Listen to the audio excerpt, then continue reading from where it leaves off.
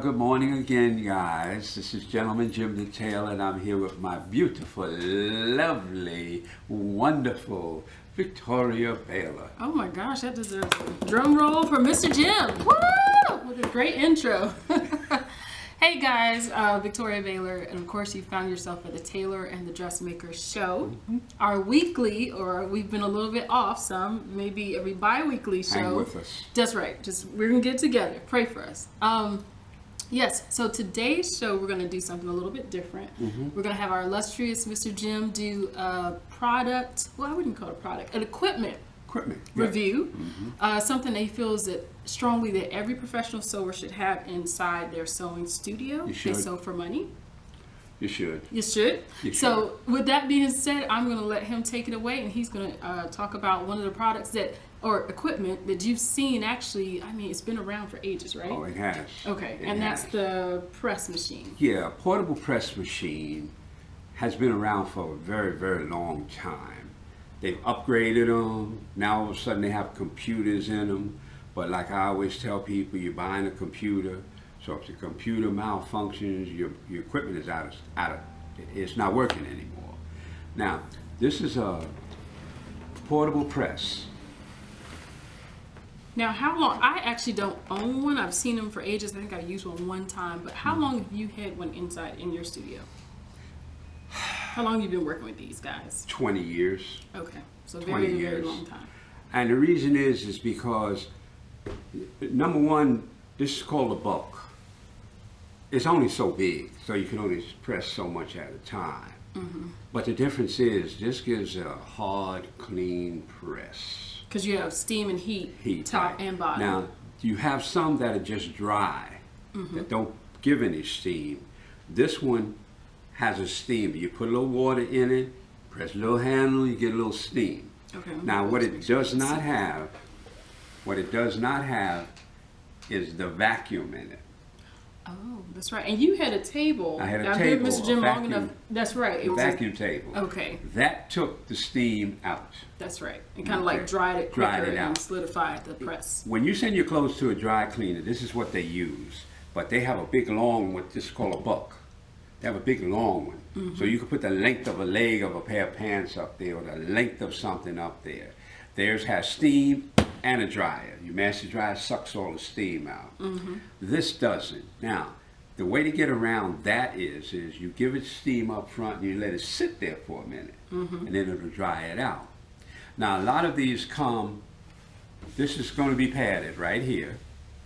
And sorry, we hope you can see this, but we're going to do an up close shot. Yeah, we're going to do a a little close bit. shot. But this has a pad here. Most of the time, these come equipped where it's just the metal layer. They don't have a pad there. The reason why they don't have a pad, because the steam comes out of there. Now, in the professional one, the steam comes out the top and the bottom. Oh, That's how you get such a sharp crease and stuff. See, a lot of people don't know that. Steam comes out of both of them. That's why you need to dry it, because a lot of steam comes out. that's true. And when all that steam comes out, if you don't dry it out, it crinkles up on you.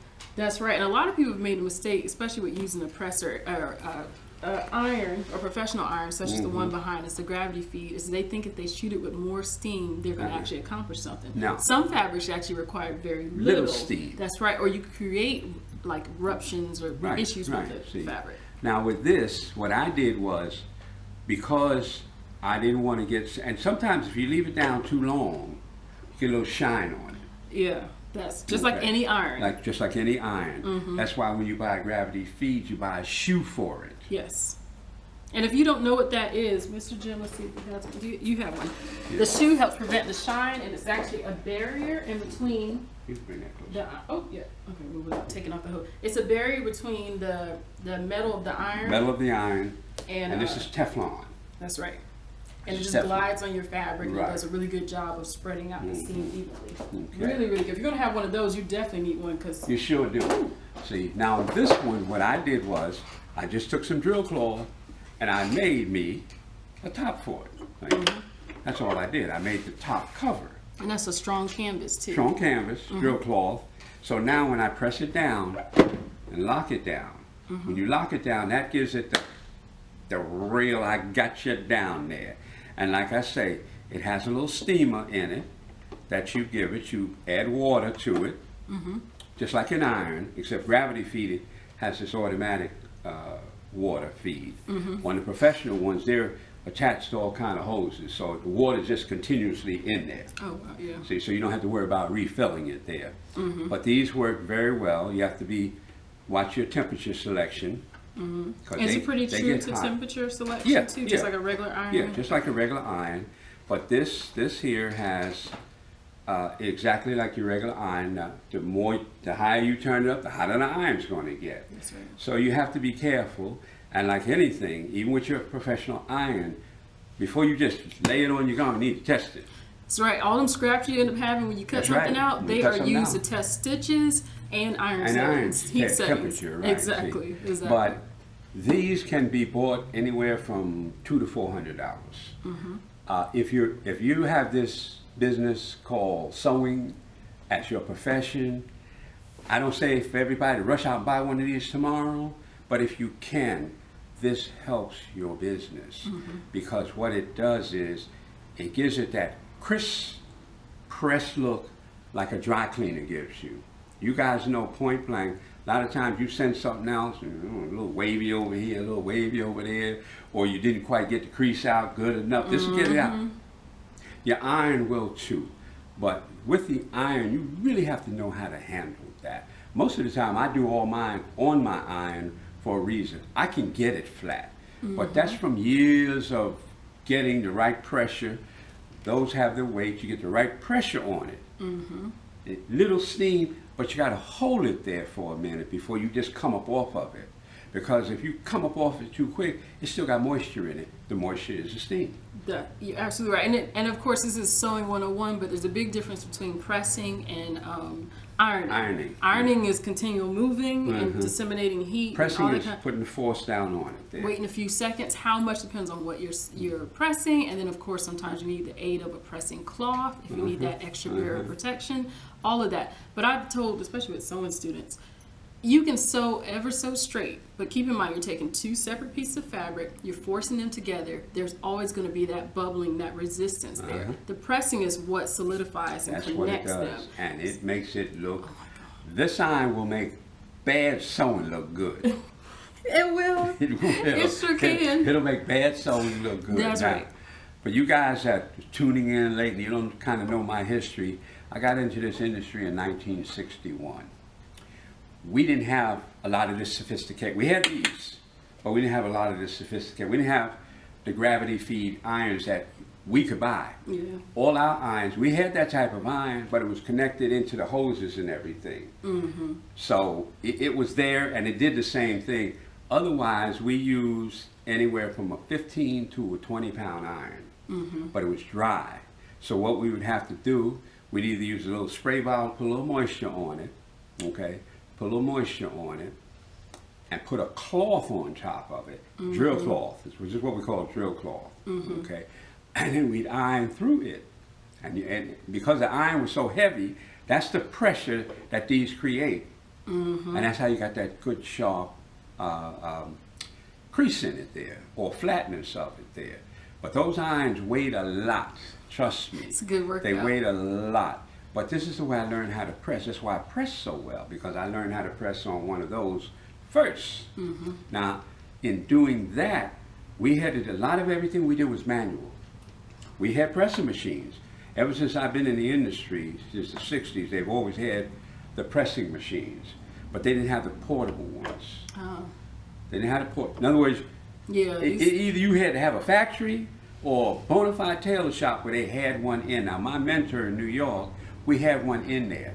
We had an old presser. We had one of their first ones. Now, show you how that one worked compared to the new ones that are all the water is piped in and sucked out. We had a tank on it, a big tank, similar to what we have in these, but it was about 3 times the size of that. Oh, wow. And you had to, when the water got low, it had a little gauge that showed you where the water went down. You had to fill it back up. Because if you didn't, if it went bone dry, you mess up your iron. Yeah. So you had to get that. Then you had to wait for the water to get hot again. Okay. Yeah. See, whereas in the factories, hot water was coming in anyway. Oh, well, neat. So steam was already hot. But for those that don't have one of these. If you're in this profession, I recommend it. I don't say everybody go out and buy one. I recommend it because it does a finish that's unbelievable. These little ones here. And then you sold me on, so I, of course, obviously love using interfacing for jackets, things like that. Right. The flat surface there is perfect for interfacing. Oh, it is. Because most of y'all, believe it or not, us in general, sometimes we rush through the interfacing process, which you should not do that. That really takes a lot of time. And even interfacing something this big, I mean, you could be there a good 5-10 minutes Right. just pressing, lifting, Going to this next pressing. spot. And that's just one part. If you're doing the back of a jacket, you got 2 of them. Yeah, And then you got yeah. some other part. So it can get really time consuming. But you pop that bad boy on something This like here. this. I think that might have sold me. I'm getting just Okay. press it down. Yeah, they press it down, just a little steam. Just 'cause it's the quicker. heat from it, the pressure from this, okay, locks it down. Yeah, nice. And it's portable too, so you can It's kind of portable. lift You it, move and take move it it from with you. room to room, Yeah. or house to house, or wherever you're going there. But I recommend them if you're doing this as a profession. If you're just doing it as a home sewer, either you got to be sewing a lot for you and your family. Gravity feed iron will serve you. Okay, this is what I was talking about. You got your temperature selection here, which is going to get it from warm to real hot. You have an area here where you put your, this one here, where you put your water in, and it'll fill up and you'll see it here. Now, the different ones, this stuff is in different places. Your on and off buttons, you know, you're going to have that. This one is made by Singer. There are several models out made by, just like you would buy difference in sewing machines, okay? This here, see, gives you water, that gives you your steam. This is your release. Now, when I said it locks it down, if you were pressing a garment, you could see on this size here, you can get just about all of your garment. Can you see that there, through there? You can get just about all of your garment there. Now, you see how you had a little bubbles and wrinkles? Now, I didn't put this on yet, but all you would have to do, put it down, lock it down, hold it for 3 or 4 seconds, and release it. When you come up off of that, this will be pressed nice and flat. Sometimes with your iron, you get it, and then all of a sudden what happens is you take it off, what? You get a few more bubbles on it, right? You won't get that. Once you lock it down, it's down. Now for that one there, and you just rotate the skirt around, and you see for a regular size skirt, you can put the whole length of it up on there, say for a regular size skirt. Your waistband, you know how, see I put this on, but I haven't pressed this yet, because I use band roll. Now you see how that's kind of wrinkled up in there? Now what you do is, now watch what I do. When you're pressing with this, you put it down, you lay it down like that, you get it, and you kind of pull it flat, see? Now that'll flatten it out for you, you know, right there. See? So you get all of this will be smooth when you finish there. If you have where you've done a top stitch on a jacket, now see the little wrinkles or the little waves in there where the top stitch was there. If you put that, and you, once again, you see you can get the whole length of the coat on there, and when you press it down, put it down, give it a little steam. You understand? Hold it there for a second. That allows the steam to dry out. And when you release that, this will be as flat as a pancake, as the old cliche used to go. Okay? And once again, you can put the length of the jacket down. And this will also work, the length of this area here works for men's jackets too. Because you can get the length. The body is no longer than that. If you had a pants leg, you'd have to do that in sections. Now, when you do that in sections, the best way to do that is to pull the pants up on the board. And when you pull the pants up on the board, I'm going to just show you that too.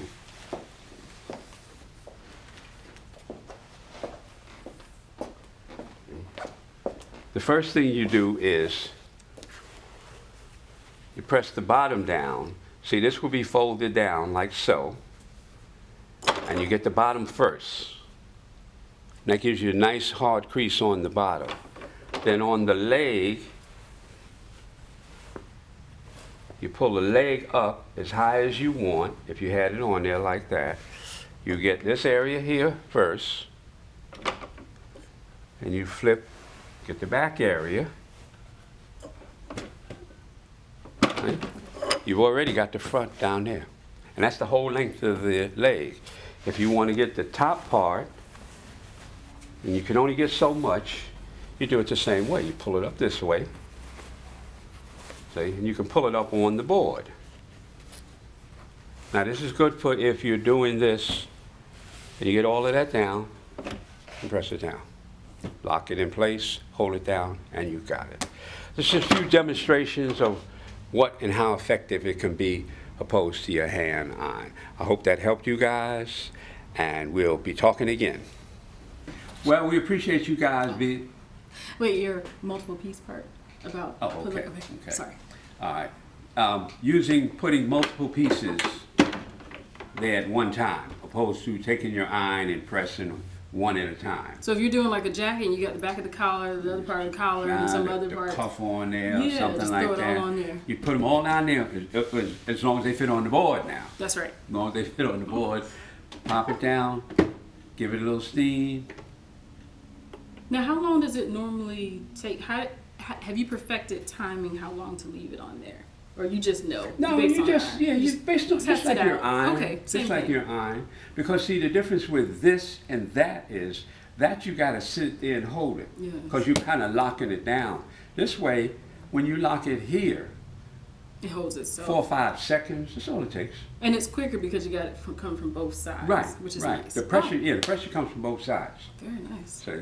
So once you lock it down, it'll secure your interfacing. You know. And I recommend, I tell you guys all the time, use the woven interfacing for woven fabrics. So perfect. When you do that, you're okay. Okay, good. So. And then, of course, just make sure you covered everything so you can use it for a wide variety of uses. Interfacing, pressing, and then a wide array of fabrics as well, too. Oh, yes, yes. Because of the setting, you could use it for all types of fabrics. Okay.